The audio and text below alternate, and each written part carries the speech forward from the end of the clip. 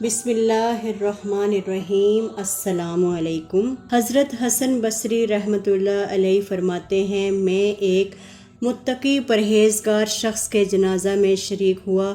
اسے بصرہ کے قبرستان میں دفن کیا گیا۔ تدفین کے بعد لوگ اپنے اپنے گھروں کی طرف چلے گئے اور میں قریبی جنگل کی طرف چلا گیا۔ وہاں اللہ کی قدرت میں غور و فکر کرتا رہا۔ ایک جگہ بہت گھنے درخت تھے۔ میں نے جب بغور دیکھا تو ان درختوں کے پیچھے ایک غار نظر آیا۔ میں نے اپنے دل میں کہا، شاید یہ غار ڈاکوؤں اور لٹیروں کی اماج گاہ ہے۔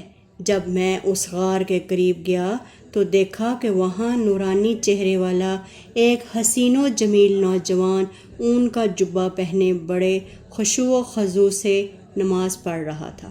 میں اس کے قریب جا کر بیٹھ گیا۔ اس نوجوان نے رکوع و سجود کے بعد سلام پھیرا اور میری جانب متوجہ ہوا۔ میں نے سلام کیا، اس نے جواب دیا۔ میں نے اس سے پوچھا، اے میرے بھائی، آپ کہاں کے رہنے والے ہیں؟ اس نے کہا، میں ملک شام کا رہائشی ہوں۔ میں نے پوچھا، آپ شام سے بصرہ کس مقصد کے لیے آئے ہیں؟ اس نے جواب دیا، میں نے سنا تھا کہ بصرہ اور اس کے قریبی علاقوں میں عابدین و زاہدین اور باعمل علماء کرام بہت زیادہ ہیں، چنانچہ میں شام سے بصرہ چلا آیا تاکہ ان اولیاء کرام سے اقتباس فیض کر سکوں اور ان سے علم و عمل سیکھوں۔ میں نے اس سے پوچھا، تمہارے کھانے پینے کا انتظام کس طرح ہوتا ہے؟ یہاں جنگل میں تمہیں کھانا کیسے میسر آتا ہے؟ اس نے جواب دیا، جب بھوک لگتی ہے تو درختوں کے پتے کھا لیتا ہوں اور جب پیاس محسوس ہوتی ہے تو جنگل میں موجود تالابوں سے پانی پی لیتا ہوں۔ میں نے کہا، اے نوجوان، میری خواہش ہے کہ میں تمہیں عمدہ آٹے کی 2 روٹیاں پیش کر دیا کروں تاکہ تم انہیں کھا کر عبادت میں قوت حاصل کر سکو۔ تو وہ نوجوان کہنے لگا، ایسی باتیں چھوڑو، میں نے کئی سالوں سے کھانا نہیں کھایا، پتے کھا کر ہی گزارا کر رہا ہوں۔ میں نے کہا، اگر تم ہمارے کھانے کو قبول کر لو گے تو ہماری خوش قسمتی ہوگی۔ تم ہماری طرف سے کچھ نہ کچھ قبول کر لو تاکہ ہمیں برکتیں حاصل ہوں۔ وہ نوجوان بولا، اچھا، تم بضد ہو تو جو کے بغیر چھنے آٹے کی 2 روٹیاں لے آؤ اور سالن کی جگہ نمک لانا۔ آپ فرماتے ہیں، پھر میں اس نوجوان کے پاس سے چلا آیا اور 2 روٹیاں پکوائیں، ان پر نمک رکھا اور واپس اس جنگل کی طرف چل دیا۔ جب میں غار کے قریب پہنچا تو وہاں کا منظر دیکھ کر میں بہت حیران ہوا۔ میں نے دیکھا کہ ایک خونخوار شیر غار کے دھانے پر بیٹھا ہوا ہے۔ میں نے دل میں کہا، ایسا نہ ہو کہ اس خونخوار درندے نے اس نوجوان کو مار ڈالا ہو۔ میں بہت پریشان ہو گیا تھا۔ پھر میں ایک اونچی جگہ پر چڑھا جہاں سے غار کا اندرونی حصہ نظر آ رہا تھا۔ مجھے یہ دیکھ کر بڑی خوشی ہوئی کہ وہ نوجوان صحیح و سالم ہے اور اپنے رب کی بارگاہ میں سر بسجود ہے۔ میں نے بلند آواز سے اسے پکارا، اے میرے بھائی، تجھے کیا ہو گیا ہے؟ تو اپنے آس پاس کے حالات سے بے خبر ہے؟ شاید عبادت الہی میں مشغولیت کی وجہ سے تجھے باہر کے حالات کی خبر نہیں۔ میری یہ آواز سن کر اس نوجوان نے نماز میں تخفیف کی اور سلام پھیرنے کے بعد کہنے لگا، اے اللہ کے بندے، تم نے ایسی کیا چیز دیکھ لی ہے جس کی وجہ سے تم اتنے پریشان ہو رہے ہو؟ تو میں نے کہا، وہ دیکھو، غار کے دھانے پر ایک خونخوار شیر گھات لگائے بیٹھا ہے اور ایسا لگتا ہے کہ وہ ابھی حملہ کر دے گا۔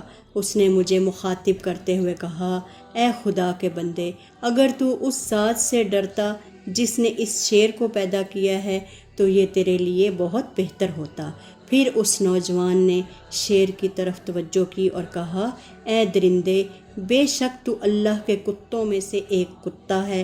اگر تجھے بارگاہ خداوندی سے حکم ملا ہے کہ تو مجھے نقصان پہنچائے تو پھر میں تجھے روکنے کی قدرت نہیں رکھتا، اور اگر تجھے اللہ رب العزت کی طرف سے حکم نہیں ملا تو پھر مجھے تیرا کوئی خوف نہیں۔ پھر تیری بہتری اسی میں ہے کہ تو یہاں سے چلا جا۔ تو خواہ میری اور میرے بھائی کی ملاقات میں حائل ہو رہا ہے۔ ابھی اس نیک خصلت نوجوان نے اپنی بات مکمل بھی نہ کی تھی کہ وہ شیر دھاڑنے لگا اور دم ہلاتا ہوا وہاں سے اس طرح بھاگا جیسے اسے اپنا کوئی شکار نظر آ گیا ہو۔ جب شیر چلا گیا تو میں اس نوجوان کے پاس آیا اور یہ کہتے ہوئے دونوں روٹیاں اس کے سامنے رکھ دیں کہ اے میرے دوست، جو چیز تو نے طلب کی تھی وہ حاضر ہے۔ اس نے روٹیاں لیں اور انہیں حسرت بھری نگاہوں سے دیکھنے لگا۔ پھر وہ رونے لگا، روتے روتے اس کی ہچکیاں بند گئیں۔ پھر اس نے روٹیاں نیچے رکھ دیں اور آسمان کی طرف دیکھتے ہوئے کہنے لگا، اے میرے پروردگار، میں تجھے تیرے عرش عظیم کا واسطہ دے کر التجا کرتا ہوں کہ اگر تیری بارگاہ میں میرا کچھ مرتبہ و مقام ہے اور میں تیری بارگاہ میں مردود نہیں بلکہ مقبول ہوں، تو اے میرے اللہ مجھے اپنے قرب خاص میں بلا لے اور میری روح کو قبض فرما لے۔ حضرت حسن بصری فرماتے ہیں، ابھی اس نوجوان نے یہ دعا مکمل کی تھی کہ فوراً اس کی روح پرواز کر گئی۔ میں واپس اپنے علاقے میں آیا اور چند متقی و پرہیزگار لوگوں کو جمع کیا تاکہ ہم اس نوجوان کی تجہیز و تکفین کر سکیں۔ میں اپنے ان ساتھیوں کو لے کر غار کی طرف چل دیا۔ جب ہم وہاں پہنچے تو دیکھا کہ غار میں تو کوئی بھی موجود نہیں۔ جس خوش نصیب نوجوان کی لاش کو میں ابھی یہاں چھوڑ کر گیا تھا، اب وہاں اس کا نام و نشان بھی نہ تھا۔ میں بہت حیران و پریشان تھا کہ آخر اس کی لاش کہاں غائب ہوگی۔ اچانک مجھے ایک غائبی آواز سنائی دی۔